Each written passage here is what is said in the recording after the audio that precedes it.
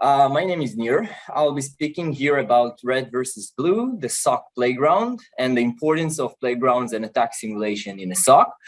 With me, we have Aviel, our expert threat hunter. Quickly, we're going to jump into our agenda for today. The agenda will be covering the quick introduction of myself and Aviel. We'll be speaking about advantages and benefits of using a simulation environment in a SOC. We'll be discussing a few target goals for our presentation for today. We are going to lay down a few restrictions and a few layouts before we start covering our preparations and attack scenario. We're going to be discussing about a few preparations that we're going to make for our environment to simulate.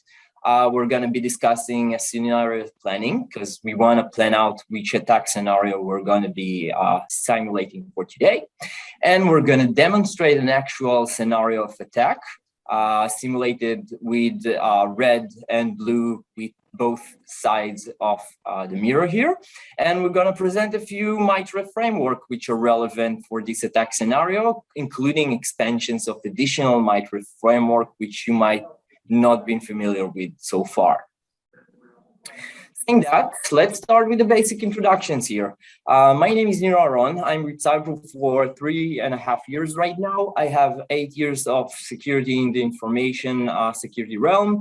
I'm very passionate about the field. I have expertise in digital forensics, incident response, and I've been played out as a senior SOC analyst with CyberProof at the beginning of my hiring here.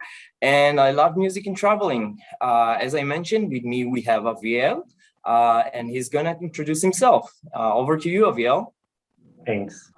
Welcome, everyone, to this session. A quick introduction about myself. I have also both of us located in Tel Aviv.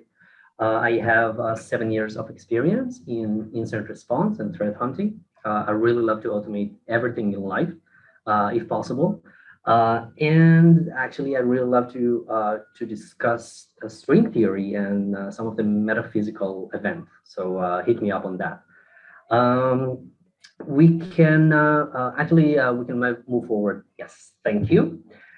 What we're gonna cover today is actually, we want to demonstrate the importance of having a playground within the SOC day-to-day activity. So here we have the monster cookie and Elmo presenting the red versus blue team. We wanted in this demonstration to show how these two teams, this demonstration that we're going to have, what value does it bring to your day-to-day activities and also for your security analyst. I think the most important stuff is obviously to illustrate a real life attack scenario. In case that where your security analysts are trying to, for the first time, they're trying to respond to an incident, they can have a really fast and accurate response because they had, these kinds of simulations on monthly basis in your environment. Obviously, it really triggers the curiosity and it really helps you to gain knowledge about new vulnerabilities, new detection rules, how it can be implemented, what kind of event logs are relevant for each attack technique. So basically, there are a lot of things to learn using those war games that you can have in your environment. Let us please move forward. Yeah, we would like to show you some of the target goals of this presentation. So as we mentioned, we are about to have a real live scenario. Nir is going to present the red team activity, the attacker. I'm going to present the blue team activity as the defender, and we're gonna show how this use case actually can benefit your security analyst in their day-to-day work. So what we're trying to achieve in this presentation. So first of all, as we mentioned, we're going to demonstrate a real attack scenario that we come across in our day-to-day work, both from the attacker and the defender perspective, while during the work of the SOC analyst, they are only seeing the defender perspective, while in this scenario, security analysts actually can have both perspectives. It really enhances their work, their skills, their capabilities. So it's really, they can really benefit from it, to be exposed to the attacker perspective as well.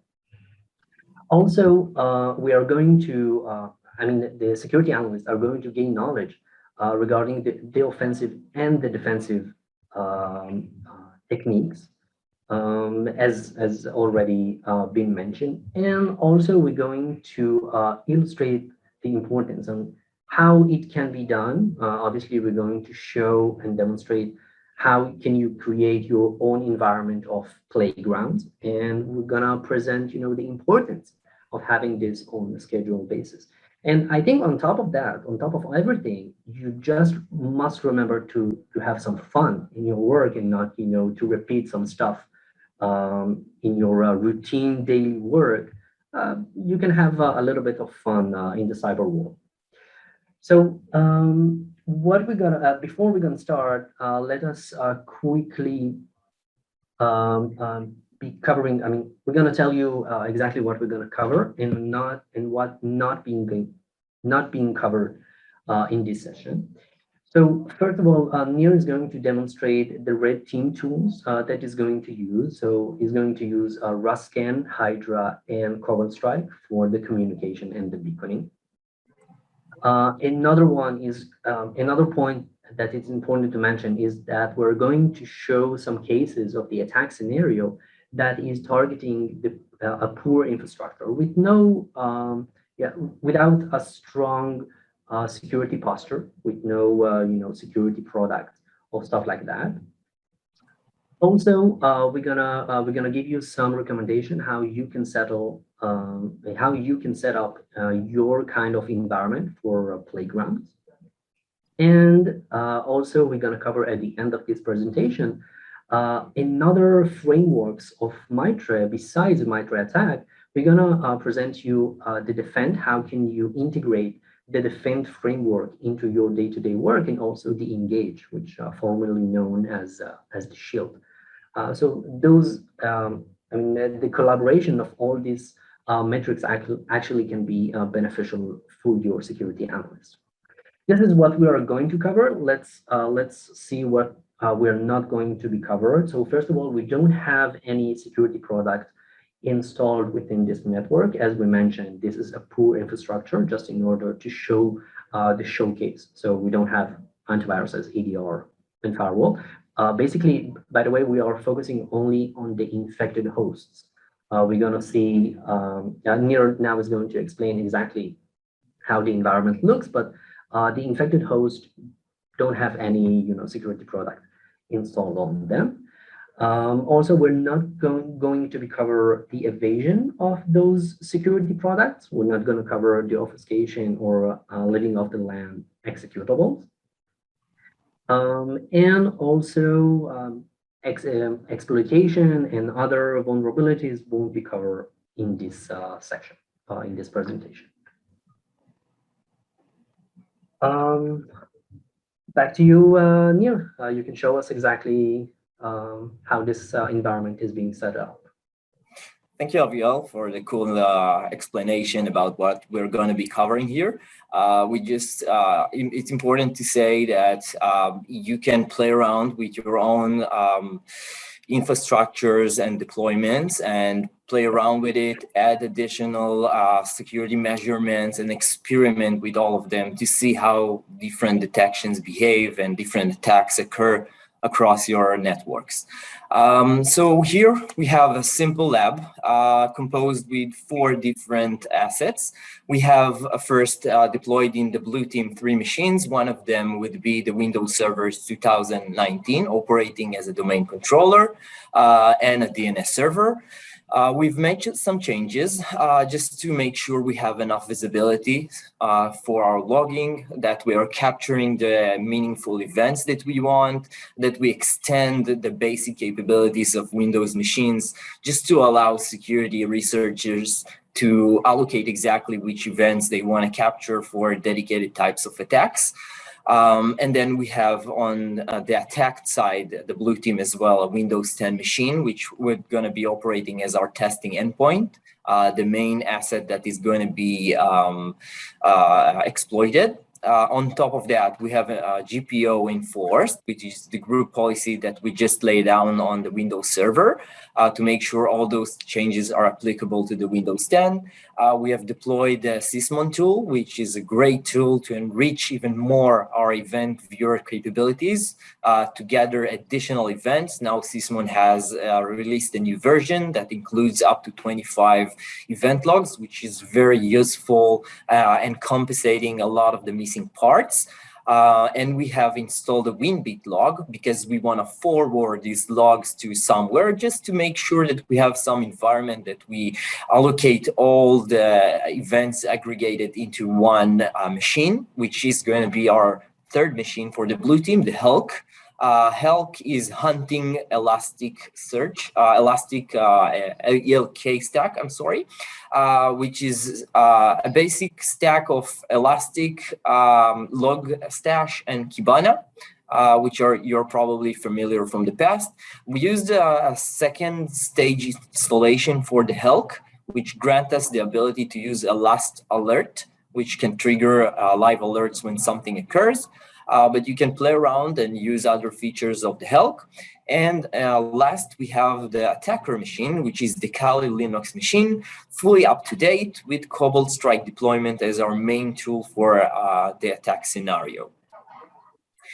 Next, we have our scenario planning. I know it's a bit overwhelming with all the dots and arrows goes around. I'll make it simplified for you. On the right side, we have the red team, and on the left side, we have the blue team. The main attack scenario, which is going to occur, is red team scanning via port scan our attacked machine. We're going to conduct attacks via the RDP and SMB protocols. We're going to lay down a CNC communication back to our Cobalt Strike beacon using a beaconing. And then we're going to simulate an attack, ladder movement, discovery, privilege escalation, and eventually domain compromise for the domain controller. And we're going to send out all the logs to HELK with a built-in detection rules from Sigma. And as an optional phase, we haven't included here, but you can use IDS, for example, Snort, to listen to more events and capture networks attacks, or even deploy your own SQL server to simulate attacks on an SQL server. Now, for the infrastructure itself, we chose to use VMware, but you may choose any other emulating environment. You may also set up, we recommend using Azure for hosting those virtual machines for a better management of those assets and simulating in more easy and convenient way. So, words about HELK. So as I mentioned, HELK is hunting ELK stack based. It's a great open source tool provided by Wardog from GitHub. He has a lot of great content. We highly recommend reviewing his GitHub repository.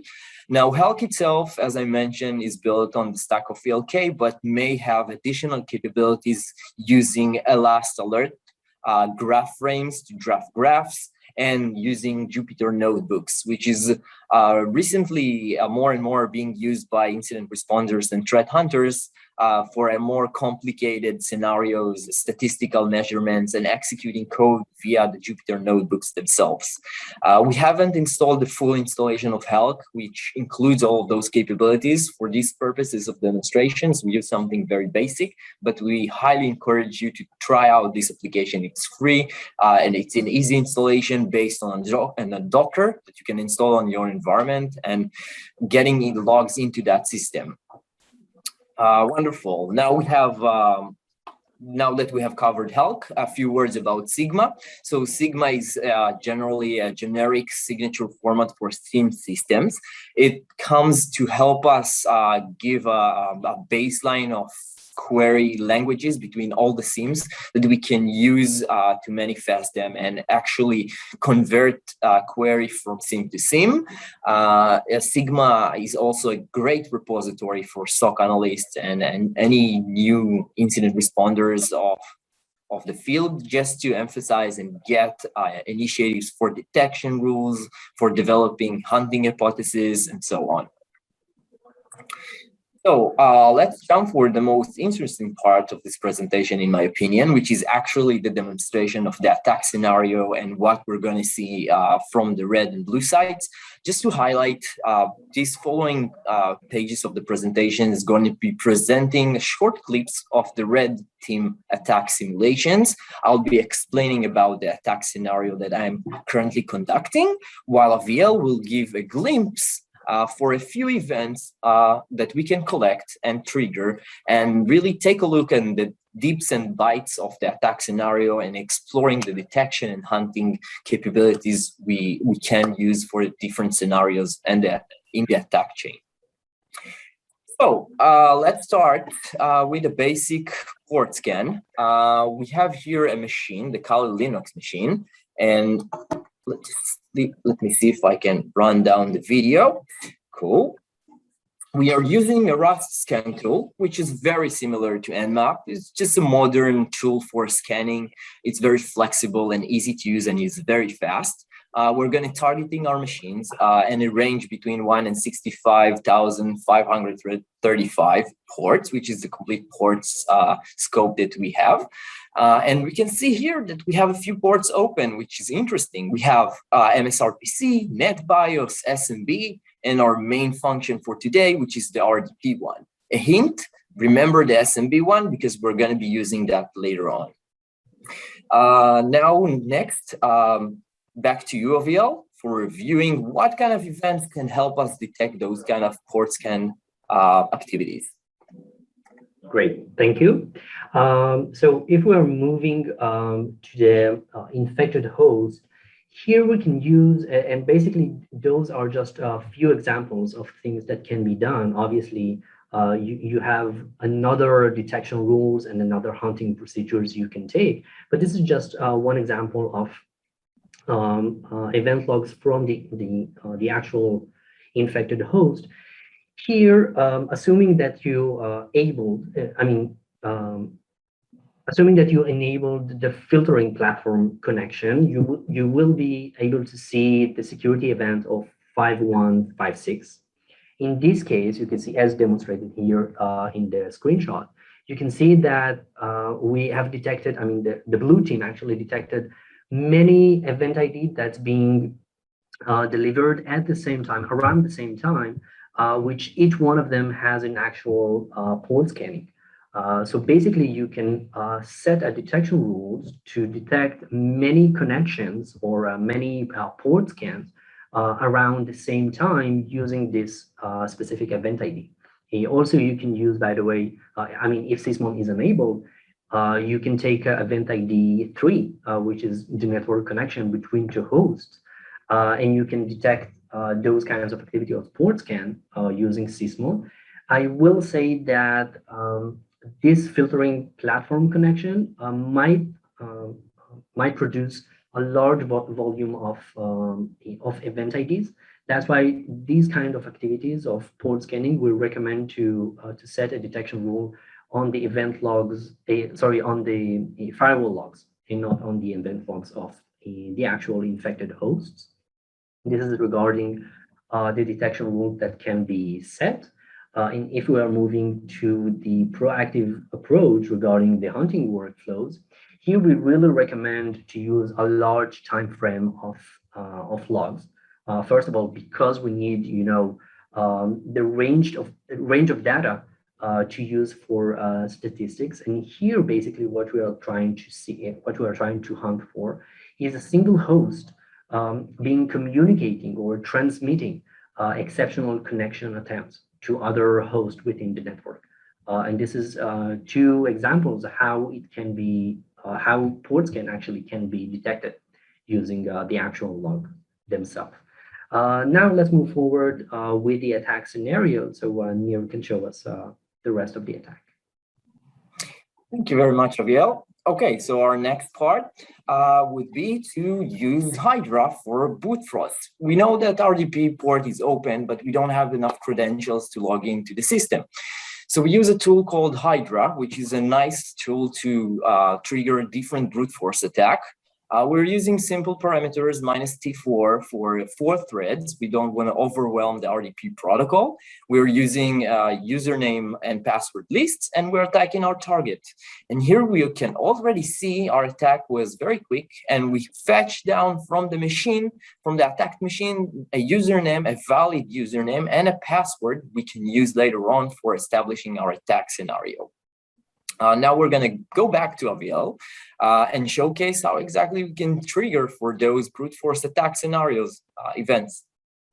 Yes, so if we are moving to the defensive side, here we can use a very basic security event ID 4624 and 4625, which is the successful logon and the failed logon.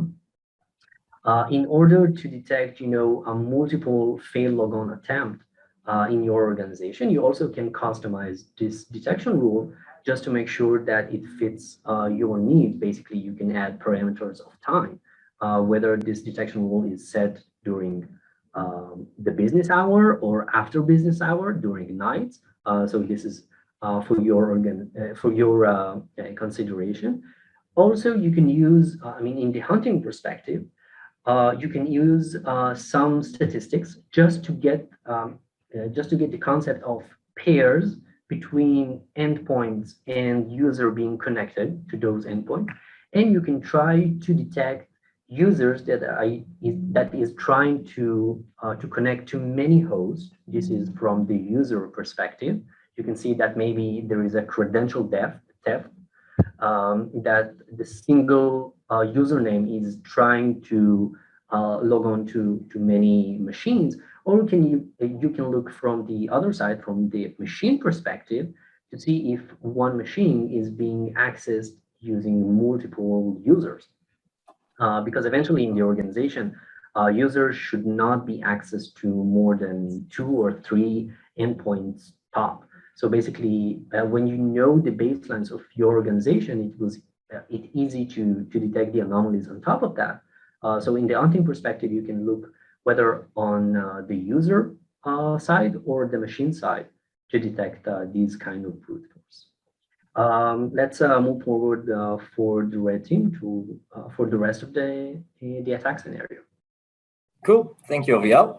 Now, it's important to mention at this point of time, we've been through a half of the attack scenario so far. It's important to say that each of those attack scenarios or ways we achieve our goals are variety. You can use different ways. We highly encourage to experiment with those ways to see exactly how they show up in our local events and how they produce and what kind of security mechanisms are limiting those capabilities. So keep that in mind. With each attack scenario, you can use various ways to achieve your goal here. Okay, so next we have our execution phase. Now that we have obtained user credentials, we know our attacked machine information. We're going to be using a tool from Kali named Impacket, which has different modules. One of them is the known PSExec one, which we all know from a Windows environment, but PSExec may also work from a Linux machine attacking a Windows machine. Now, using Impacket, we have triggered a PSExec with the credentials we obtained from our previous brute force. Once we have established a shell to our machine via SMB, we can execute our different codes of execution depending on the scenario. But here we are going to be implementing and executing a one-liner Cobalt Strike beaconing, which is very famous among attackers recently. And those beaconing capabilities are very strong for CNC methods. For transmitting data, you can choose whether you want to ride on top of an HTTP protocol or other protocols such as DNS to transfer commands. But here we chose a very simplified listener based on reverse HTTP beaconing. And as we can see, once we trigger the command via the command prompt that we got a shell on the affected endpoint, we got ourselves a shell here back to our Cobalt Strike after exploiting and eventually running our beaconing PowerShell script via PSExec. Now, it's important to mention that PSExec gives us another edge here that we don't necessarily experience with other methods, and is that the fact that once a PSExec shell was opened, we can trigger it to open as a system privilege, which is the highest privilege known on Windows machines. And that saves us a lot executing privilege escalation attacks, for example. Wonderful. Now we know that we have accomplished our foothold on the endpoint using port scan, brute forcing the RDP protocol, obtaining a credentials, establishing an SMB connection, and executing a one-liner PowerShell to spawn a listener, a beaconing on our Cobalt Strike framework, which we'll then be using for attacks conducted through our Cobalt Strike framework. Cool. Back to you, Aviel, for some events. Perfect. Okay, so from the defensive side, actually, it's pretty easy to detect those kinds of activities and executions, because execution eventually can be detected using the security event ID 4688 or the Sysmon event ID 1. Both of them represent process creation. In this case, which is actually very easy to detect, you can create a detection rule with a specific command line strings, whether it's for CMD or for PowerShell. You can basically detect, few suspicious words that combines, the intention of the attacker. For instance, as we see here, we have a download string, we have a net web client hidden, for instance. Also online, you can find many other suspicious keywords that you can implement in your detection rule. And if we're looking at the hunting perspective, also you can take a large time frame of statistics and trying to look for the uncommon pairs that we know, as we see here, that we know that might be suspicious. CMD being PowerShell being executed from CMD, you can also have a layer of the username, who is conducting those kinds of executions and stuff like that. This is just regarding the execution itself. If we are deep diving into the actual scripts that we have within the PowerShell, here we must remember that PowerShell audit logs are actually need to be enabled in advance, which give us the event ID of 41004, which, as you see here, this is the actual content of the script that runs. Same here, we can detect few words that are suspicious in the script block. For instance, obfuscated command lines. Let's start with that. You can also have keywords like gzip, IEX, memory strings, and in other keywords that are very dedicated to be, suspicious. This is regarding the detection. And if we are moving forward to the hunting perspective, also here you can focus on obfuscated techniques, which we mentioned that we haven't covered here. But you can also detect few PowerShell models and who is running those kinds of PowerShell models. And you should ask yourself, are they allowed to do so or not? And if so, what is the actual content that can be reviewed and maybe to set up detections and look into it and investigate those kinds of incidents. Moving forward, back to Nir. Cool, thank you, Aviel. I know that I've been doing some hard work on the blue team. I'm sorry for all the logs that I've been spawning, but that's a part of a SOC analyst job, is to handle massive amount of alerts. Okay, cool. Now we're going to glimpse something very quick here. We don't really need that in particular scenario, but we want to showcase some of the random commands and things that are very common with our advisories and things we're seeing in the wild. So here we have executing a few reconnaissance commands. Now, those reconnaissance are helping us to understand which environment we are at, which endpoint we're located in, what the environment looks like, the network around us, and a lot of interesting stuff about the endpoint that we just compromised, just to have more information about what our next steps is going to be. So usually attackers are using those recon commands just to make sure they are hitting the right places, they are understanding their environment, and they take advantage of those knowledge they've gathered to execute furthermore more complex attacks. We're going to show one particular event that talks about reconnaissance that Aviel is going to be showing guys, and then we're going to move on to rather more in-depth attack scenarios for the final exploitation phases. So back to you, Aviel. Thanks. Same here, we can use the same event logs that we used before for process creation, whether from security or from sysmon. And same here, we can set a meaningful detection rule using combination of a few of those reconnaissance words. You can find them all across the internet, and also a few examples in the Sigma rules.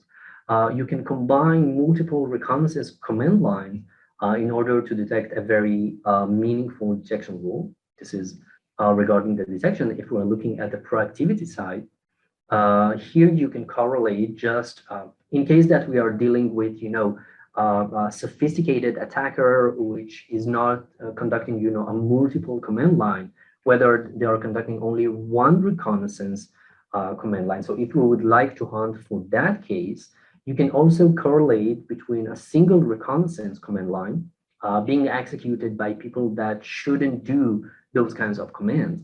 For instance, the people that are not IT guys in your environment. So first we have to understand, as we mentioned a few times ago, you have to understand what are the baselines for your environment, who should and who shouldn't run those kinds of commands. And that's how you can detect or hunt for people that shouldn't do those kinds of reconnaissance. Let's move forward to the most advanced stage of our attack. Nir, back to you. Thank you, Aviel. Okay, people, hang on. We're almost at the end. We almost compromised our environment. We have some things are left behind. We're going to showcase here a DCSYNC attack, because eventually we have some details about the endpoint that we just compromised. We have the local user, we have system privilege, but eventually we need something to access the domain controller. We want to compromise that server. And how we're going to do that? Well, we're going to be using a few techniques. So first, we're going to be using Windows native command, using the shell commands from Cobalt Strike. Shell allows us to eventually use any command line executions that you're familiar with, the usual Windows command line. So we executed an NLT test DC list, which is a command to list down the domain controller host name. So that's what we used for obtaining the host name. As you can see here, we have obtained the host name of the domain controller. Now we need to understand which accounts are a member of the domain admin groups. So for that, we're using the very common command net group in our situation for enumerating the DC admin user account. In our situation, DC admin account is actually the member of a domain admin group. Now we're going to executing DCSYNC attack from the Cobalt Strike framework using the domain name and the user domain that we're targeting, which is this case is the DC admin, and we have obtained the hash LTLM, which will then be used for further attack for impersonating that account. We may also brute force those hashes to expose this password itself, but why when we can use ways like pass the hash that we don't actually need to brute force. Now, a few words about DCSYNC itself. DCSYNC attack takes advantage eventually of the directory replication service remote protocol. This is to obtain sensitive information from a domain controller. This technique involves advisory masquerading their host as a domain controller and convincing the authenticate DC to synchronize its database to a new ROC DC by issuing a replication request. So it's kind of a complicated attack, but a very meaningful one that can allow us to obtain very sensitive data, such as user hashes. Now for Aviel for reviewing the event logs related to DCSYNC attack. Great. So actually, DCSYNC attack can be identified in, using event logs. Here, it's worth mentioning that you need to enable the directory service access using the GPO in order to get the security event of 4662. Basically, what you have to do, you have to correlate the field of computer name from event ID 4624, which is the successful logon. You have to correlate this field with the next event ID 4662 with the field of subject username. If those two fields are the same, and then you can move forward to the properties to look, to see whether the properties contain the following string. And if all those three elements are correct, then you can assume that you have a DCSYNC attack in your organization. If you are moving to the hunting perspective, you can look and have statistics on the successful logon from, to map the account being logged on into the domain controllers in order to detect the abnormal logon activities. In other hunting workflows, you can look into the field of access mask as listed here in the screenshot. The field of access mask in the event ID of 4662, and if it matches 100, then you can assume that you have again, DCSYNC in your environment. Now we can move forward actually to the last part, which is compromising the domain controller itself. Nir, back to you. Thank you, Aviel. Okay, so as mentioned by Aviel, now we're going to review our last attack scenario here. We're going to be trying to compromise our domain just to make sure we have a foothold on the domain controller. And now what that means is usually most of the time game over for organizations. Once we have obtained enough privilege and we have enough and we're tightening our grasp on the organization, we can do eventually everything from the domain controller. So we start off by using all the gathered pieces that we have showcased so far. So we have the domain name, and we have the host of that domain. We have a valid credential users for the DC admin, which is a member of the domain admin group. And we're gonna use an attack, which is called pass the hash, which if you're not familiar with Mimikatz and its great capabilities, it's a very nice tool to play around and tweak Windows privileges and capabilities and things you can do around it. So here we use the pass the hash attack to impersonate the DC admin, just to make sure that we'll have enough permissions to access our domain controller. So here we can see that our attack was successful. We can impersonate the DC admin user. Now that's fine and all. We need to find some way to infect our domain controller. Here we have chosen to create a new beaconing, executable beaconing based on 64 bits. We're saving into our attacker machine. We're going to upload that beaconing executable into our affected machine, the one that we first compromised and we got the foothold on. Once we have uploaded that beaconing, we need to transfer it into the domain controller. And we can do that by accessing the file share via a copy command, a simple copy command to copy the beaconing into our Windows environment on the domain controller. And we got to do that because we have impersonating the DC admin account. Now that we have the beaconing laid down on our domain controller, we want to trigger it somehow. And how we do it? Well, simply, we use WMIC, which is a WMI function, to execute remote processes. And that command is very, very easy to use. WMIC is something that attackers are being used to exploit native Windows capabilities to trigger different capabilities and doing different stuff. For example, here we have called down remote process creation, triggering and telling that executable on the domain controller to activate, to run eventually. And as we can see here, in 2 or 3 seconds, we got ourselves another nice shell, a beckoning shell. And now we have officially compromised our domain controller and the endpoint itself. So here we can see a nice review of the map. And our attack scenario has eventually ended. We have achieved our goal as attackers and compromised our domain environment. So wrapping it up for the last types of events that may be beneficial here, back to Aviel. Thank you. Perfect, thanks.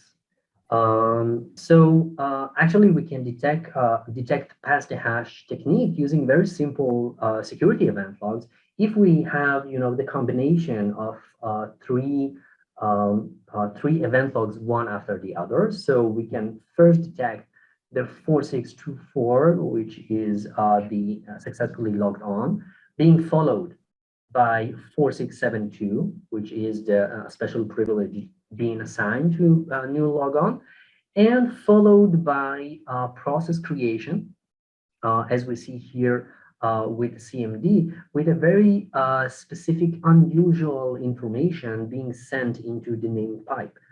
You can see it marked in yellow using a CMD executable. So this is the way that that actually pass the hash can be detected using just event logs from the infected host. And if we are talking about the proactive approach regarding the hunting, you can use the same technique. Actually, you can take those command lines using pipe or maybe suspicious pipe command lines being executed with CMD execution. We can move forward, to the next phase, as Nir showed us before.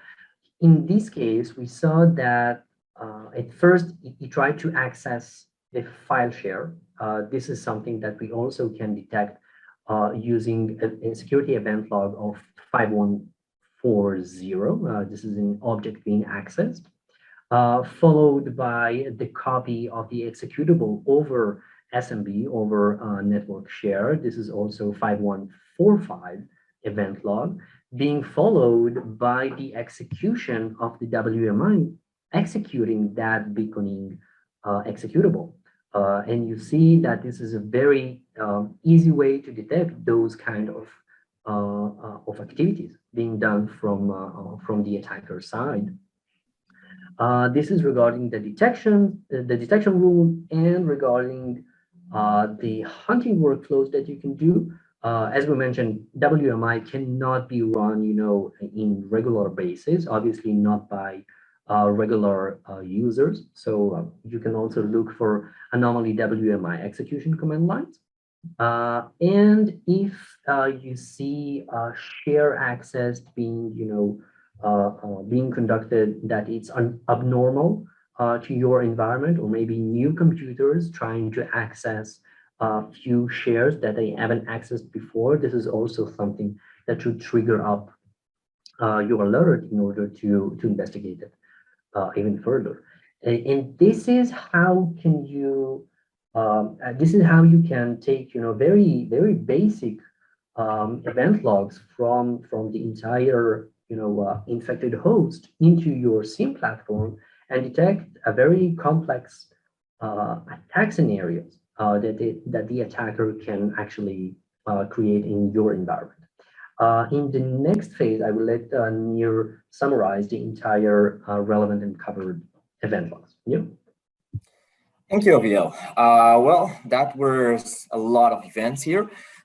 We've covered a few of them. So to make a bit more sense and to summarize all of them, we have composite and established two tables that might be relevant for you guys for usage later on. One of them is the relevant covered event logs that we just used and recommendation based on event level on how noisy they're going to be in our environment, meaning they need to be configured properly. Depending on if it's going to be on the group policy itself, it's going to be on the agent which collects the events, or the collectors of the SIEM platforms itself, depending on what kind of SIEM you've been using on your environment. And we've added a few more relevant event logs, which were not being covered here, but will shed more light across different activities that we have showed here in our attack scenario.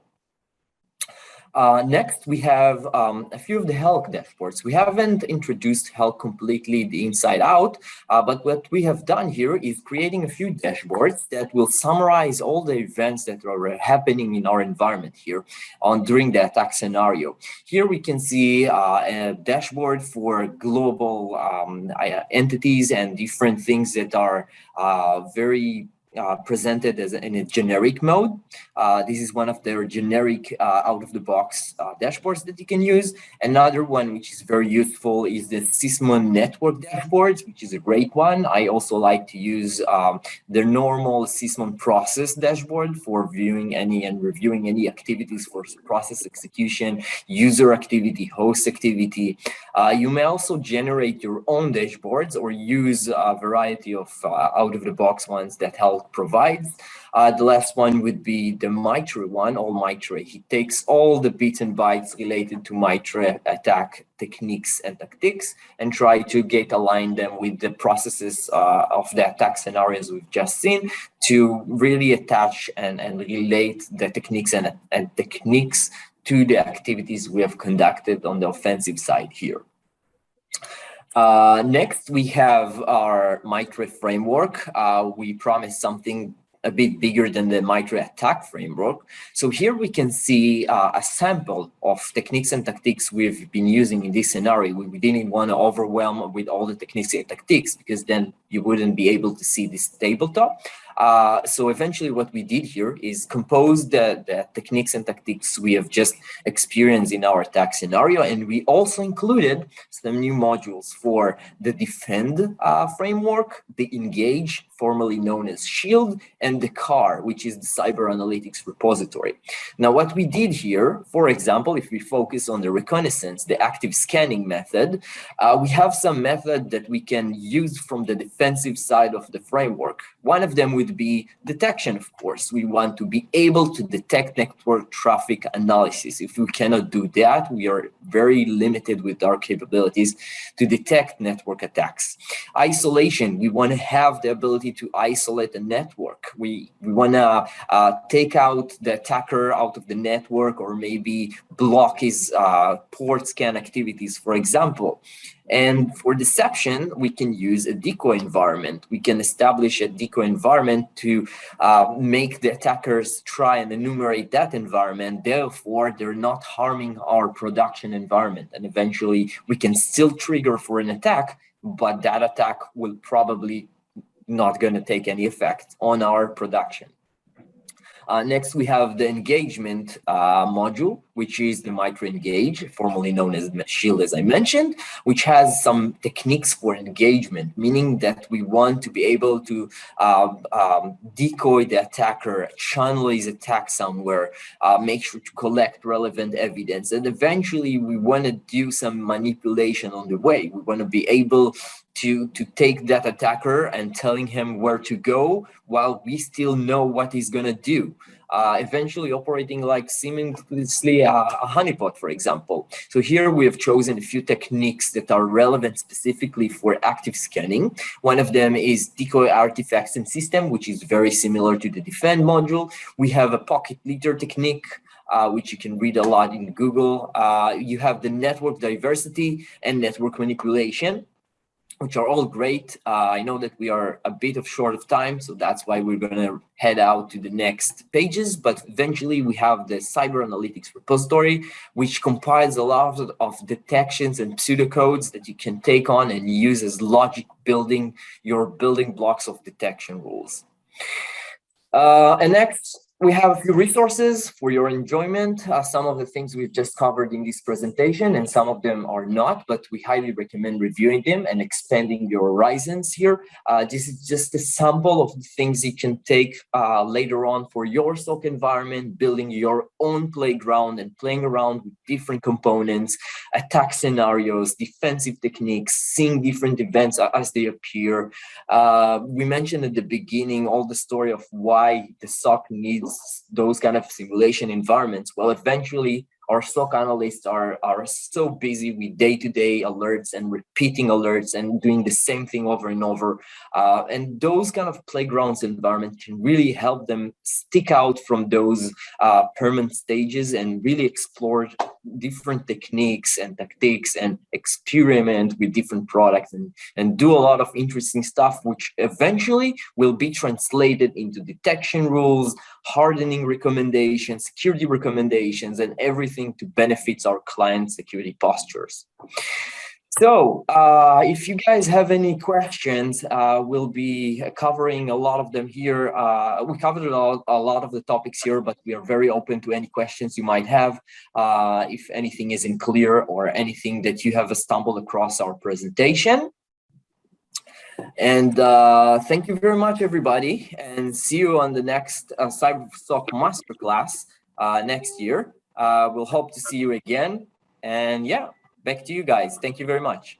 Thank you.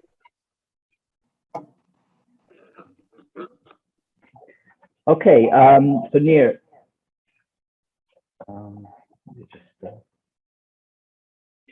can you hear me? Okay, so what are the criteria for choosing an attack scenario?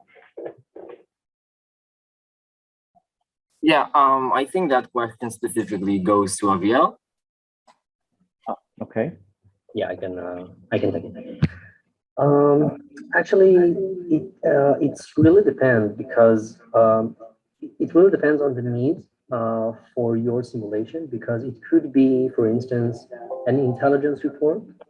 You wish to find new detection rules, so you would like to simulate this attack in your environment. It could be, from the other hand, that if you wish to maybe to train your both of the team, so you would like to sharpen, the skills of both of the teams. So maybe one of the team is attacking the other one. So it really depends. I mean, you can choose the scenario basically best for your needs. But eventually it can be, as I said, it can be coming from the intelligence just to get new detection rules or to test maybe YARA rules. It can be for sharpening the skills of your SOC members. So it really depends. But I think just starting these simulations on monthly basis actually has a great added value to your SOC members. So that's why we really recommend it. Great, thank you. Okay, another one here. How can HELK aid us with the process of attack simulation? Yeah, I can take that one. Thank you, Howard. So HELK eventually can play a role of a SIM, for example. So we could use in a SOC environment, when we simulate red versus blue, we could use HELK as a platform to push all the alerts into one platform, when eventually we can keep track on different detections. Now, as we mentioned, HELK itself is a great platform that we can utilize for different purposes, not just for monitoring and detections of alert, but we can also expand that, as I mentioned in the video, for dashboards. Now, keep in mind that HELK has additional capabilities that may also benefit in the process of simulations. For example, Jupyter Notebooks is a great place to test out any automation phases or anything we'd like to make a bit more statistical based, because eventually Jupyter Notebooks is Python based for remarks and providing text. So eventually we can develop different scripts for different purposes, for example, for incident response or for threat hunting purposes. So it all depends on what you would like to achieve. But if an organization doesn't have the cost to set up a live SIEM, such as QRadar or Azure Sentinel or LogReader, for example, they can use HELK as an open source, which has been tested a lot of times for different researchers, just for this purpose in time. So yeah, thank you. We're kind of out of time. Let's just see if we can squeeze one more in. What other types of detections can one practice in the simulated environment? Who's going to take that? Yeah, so that's also a good question. We haven't covered everything you have potentially to use. For example, you could utilize snort rules and YAR rules. Snort is dependent on an IDS, of course, which is supposed to detect any threats for the network. So you can establish a snort, for example, as an IDS. Make sure that you have all the relevant detections inside, and then you can simulate different attacks that are network-based and try to see if those snort rules reveals them, and also develop your own snort signatures based on attacks that you have made research and investigation on. Also, we have ability to utilize Yara, for example, and Yara is a wonderful tool to aid with threat hunting for malwares. So we could use Yara and develop rules based on malwares that we have experimented on our perimeter, and eventually develop destined Yara rules that may detect those threats in our production environment with clients. Yeah. Cool. Let's just take one more, because I know that Aviel wants to take it. This one about the MITRE, using MITRE. Yeah.